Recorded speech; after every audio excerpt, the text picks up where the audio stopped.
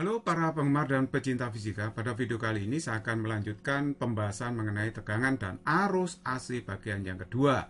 Ini merupakan lanjutan dari bagian yang pertama ya. Soal nomor 1, perhatikan rangkaian tegangan bolak-balik di bawah ini. Jika sumber tegangan memiliki persamaan V sama dengan 100 akar 2 sin 1000 T volt, T dalam skor, maka tegangan efektif di antara titik A dan B adalah berapa? Kita jawab ya. Diketahui dalam soal R-nya 60 ohm, XL 80 ohm, ini adalah reaktansi induktif dari induktor 80 ohm, reaktansi kapasitif XC dari kapasitor adalah 160 ohm. Nah, sedangkan tegangan sumber dinyatakan dalam bentuk fungsi sinus, 100 akar 2 sin 1000 T itu berarti Vm-nya adalah 100 akar 2 volt, omeganya 1000 ya. Oke, nah sekarang perhatikan kita gambar diagram fasornya seperti ini. XL itu ke arah sumbu Y positif, XC itu ke arah sumbu Y negatif, sedangkan R ke arah sumbu E positif. Resultan XL dengan XC ini menghasilkan fasor ke arah bawah seperti ini. Nilainya adalah XC min XL. Nah, resultan XC min XL dengan R itu akan menghasilkan impedansi untuk rangkaian ini. Jadi kalau kita rumuskan, impedansinya adalah akar R kuadrat plus XC min XL kuadrat. Nah, karena XC lebih besar dari XL, rangkaian ini bersifat kapasitif ya. Nah, Z-nya kita hitung sekarang, R-nya masuk 60, XC 160, XL 80. Nah, ini hasilnya adalah 100 ohm ya. Nah, terus kemudian kita hitung arus maksimum rangkaian IM Vm per Z, berarti 100 akar 2 dibagi dengan 100, hasilnya adalah akar 2 ampere. Sehingga arus efektifnya IM per akar 2 ketemu 1 ampere.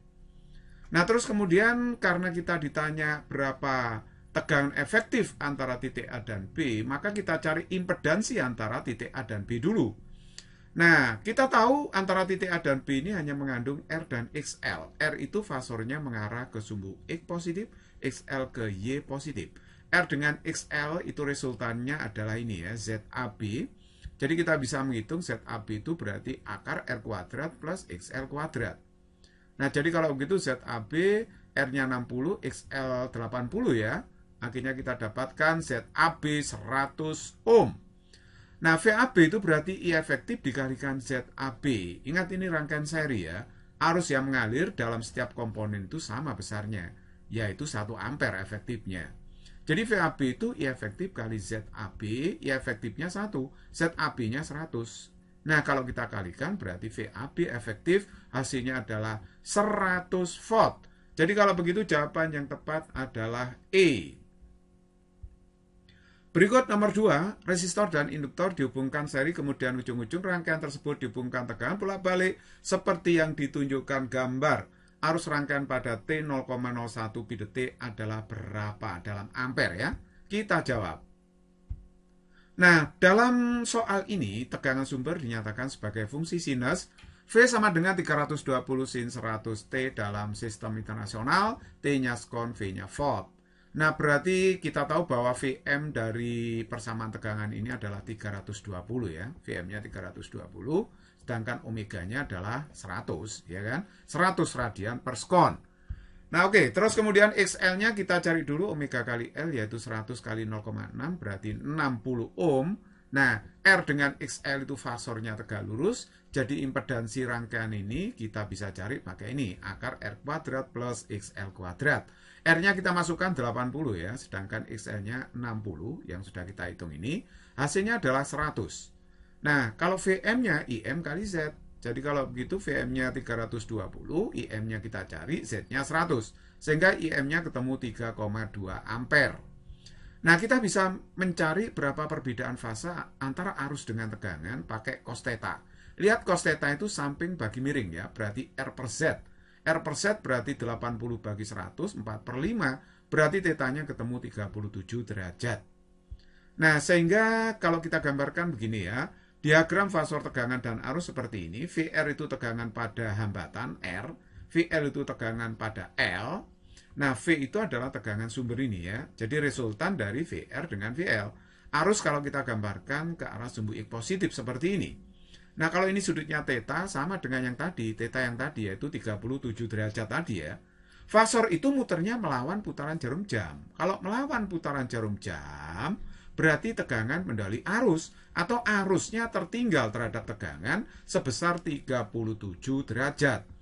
Jadi kalau kita menuliskan persamaan arusnya dalam fungsi sinus seperti ini, I sama dengan IM sin omega T dikurangi 37 derajat.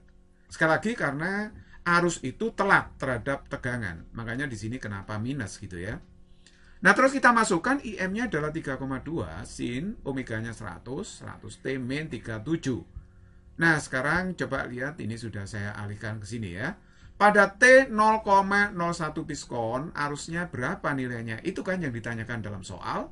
Ya, kita masukkan aja T ini ke dalam persamaan ini. Jadi 0,01 pi saya masukkan. Lalu saya hitung, ini kan hasilnya pi ya. Pi itu pi radian. Pi radian itu adalah 180 derajat. Nah, kalau ada sin 180 derajat dikurangi 37 derajat, itu sama aja dengan sin 37. Nah, sin 37 itu berapa? Kan 0,6. Jadi kalau 0,6 dikalikan 3,2, hasilnya adalah 1,92 ampere. Jadi jawaban yang tepat adalah C. Nomor 3. Rangkaian seri RLC dihubungkan dengan sumber tegangan arus bolak-balik dengan frekuensi 50 Hz. Reaktasi induktif dan kapasitif pada keadaan ini masing-masing sebesar 10 ohm dan 360 ohm. Agar terjadi keadaan resonansi, maka rangkaian ini harus dihubungkan sumber tegangan arus bolak-balik dengan frekuensi berapa? Kita jawab. Dalam soal frekuensi awalnya di sini ya, 50 Hz, XL-nya 10 ohm, XC-nya adalah 360 ohm. Nah, XL itu rumusnya kan omega kali L. Nah, sedangkan XC seper omega C. Kalau saya bagi XC dengan XL itu seper omega kuadrat L kali C. Ya, XC dibagi dengan XL. Hasilnya seperti ini. Nah, sekarang perhatikan, kalau begitu saya bisa tulis seperti ini ya. XC per XL kali omega kuadrat sama dengan seper LC. Nah, kalau terjadi resonansi, nah tentu saja XL aksen sama dengan XC aksen. XL sama dengan XC ini maksudnya pada keadaan frekuensi resonansi ya. Tentu saja frekuensinya bukan 50 Hz. Ini frekuensi yang baru, frekuensi resonansi. Nah, XL aksen itu berarti omega resonansi dikalikan L, sedangkan XC aksen itu seper omega resonansi kali C. Nah, terus kemudian kita alihkan ke sana ya, kita kalikan ke kiri nih. Omega resonansinya berarti ini kuadrat seper LC. Lalu seper LC-nya kita ganti dengan XC per XL kali omega kuadrat. Nah, akhirnya kita dapatkan seperti ini kan. Di akar kedua ruas. Kalau saya akar ini omega resonansi. Ini akar XC per XL. Nah, ini keluar jadinya omega kuadrat di akar omega. Oke, jadi kalau begitu ini saya uraikan. Omega resonansi 2pi kali F resonansi, omega dalam keadaan awal tadi adalah 2πf, 2pi-nya saya coret, akhirnya saya temukan F resonansi itu adalah akar XC per XL kali F.